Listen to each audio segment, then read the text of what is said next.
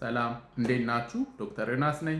ዛሬ ይዤላችሁ የመጣሁት የሀበሻ ስነ ልቦና የሚል ነው። አንድ ኢንትረስቲንግ ሶሺዮሎጂካል ኮንሰፕት አገኘው እና የራሴን ኦፒኒየን ጨምሬ እነግራችኋለሁ። እናንተም ደግሞ እስቲ ሀሳባችሁን ኮሜንት ላይ ጽፉልኛላችሁ። በሀገራችን ዲፊዝነስ ኦፍ ኦቶሪቲ ፋንክሽንስ አለ። ስልጣን ይንሰራፋል አይገልጸውም። ይህ እንግዲህ የፖለቲካ ስልጣን ማለት ሳይሆን በእያንዳንዱ የማህበራዊ ግንኙነታችን ውስጥ ማለት ነው።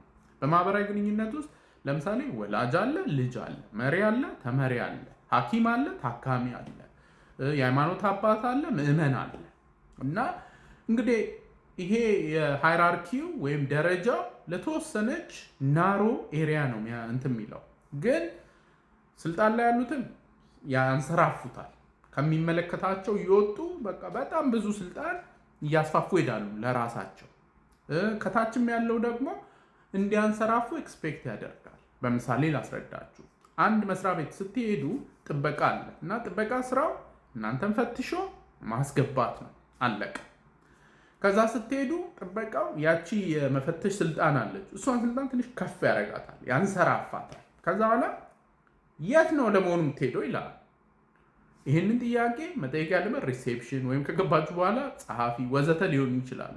እሱ ግን በራሱ ተነሳሽነት ከመፈተሽ ስልጣኑን ትንሽ ያንሰራፋና ማንጋ ነው ይላል።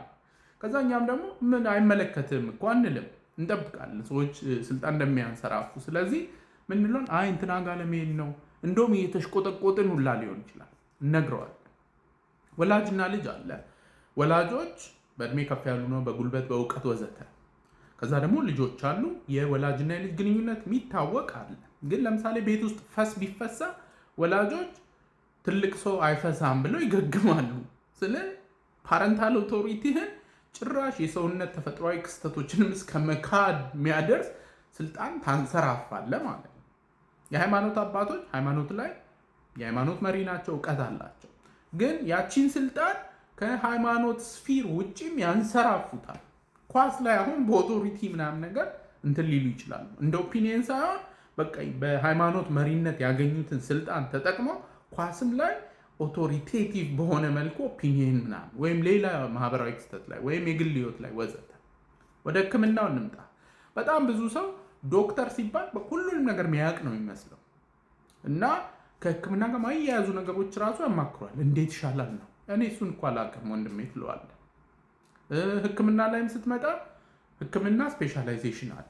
ለምሳሌ በጣም ብዙ ሰዎች እኔ በየቀኑ እንግዲህ ስለ አእምሮ ህክምና ቪዲዮ እየሰራው ፎከሴም የአእምሮ ህክምና እንደሆነ እየታወቀ ማህፀኔን እንዲያሞኝ ጥፍሬን እንደዚህ መቶኝ ይላሉ እና በሰዎችም ኤክስፔክቴሽን በቃ ዶክተር ስለሆነ ችግር የለውም ቢያንሰራፋውም እውቀቱ አሪፍ ነው ብሎ ነው የሚገምቱት። የማህፀን ህክምና ላይ እውቀቴ ዝቅተኛ ስለሆነ የማህፀን ሐኪም ጋር ነው መሄድ ያለብሽ። ጥፍር እንትን ካለ የቆዳ ሐኪም ጋር ነው የምትሄደው።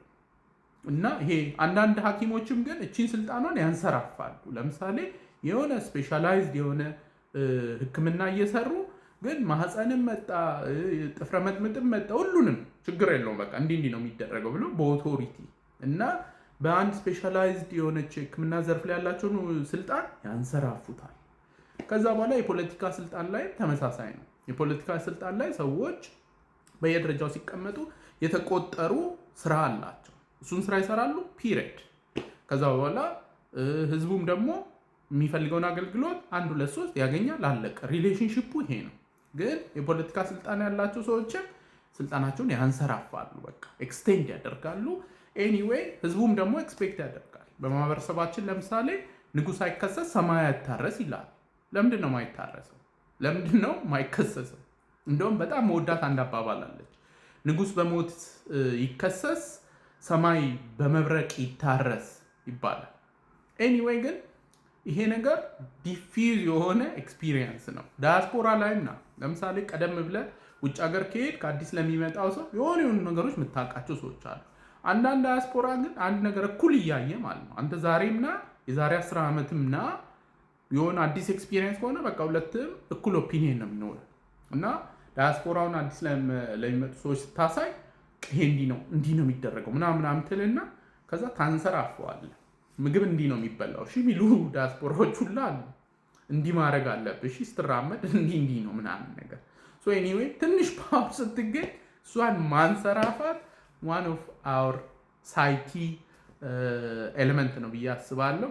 ሰውም ይጠብቃል እንዲንሰራፋ ስልጣን ላይም ያለው በተለያየ ዘርፍ በትምህርት በምናምን ለምሳሌ ትምህርት ላይ ውሰድ። የመምህርና የተማሪ ግንኙነት መምህር ያስተምራል፣ ተማሪ ይማራል ነው። ገጠር ትምህርት ቤት ብትሄድ እያንዳንዱ ተማሪ የመምህሩን ቤት ሲሰራ፣ ቤት ሲያጸዳ፣ አጥር ሲያጥር ነው የምትውለው። ያቺ የመምህርነት ስልጣን አለ። እሷ ትንሰራፋና ወደ ሌሎች ማህበራዊ እንትኖች ትገባለች። መምህራንም ማክበር ተገቢ ነው ብዬ አስባለሁ። አምናት አገነስትት ግን ኮንሰፕቱን ግን እንድትረዱት ያክል ነው። ለዛሬ ይዤላችሁ የመጣሁት ኤክሳይት ስላደረገኝ ስለ ዲፊውዝነስ ኦፍ ኦቶሪቲ ፋንክሽንስ በተለይ በሀገራችን እንዴት ኮንትሪቢዩት እያደረገ ላለው ኢንተራክሽን እንድታዩት ብዬ ነው። ኤኒዌይ ለዛሬ ይዤላችሁ የመጣሁት ይህንን ይመስላል። ሁልጊዜ እንደምለው ያለ አእምሮ ጤና የለም። ደህና ሁኑ።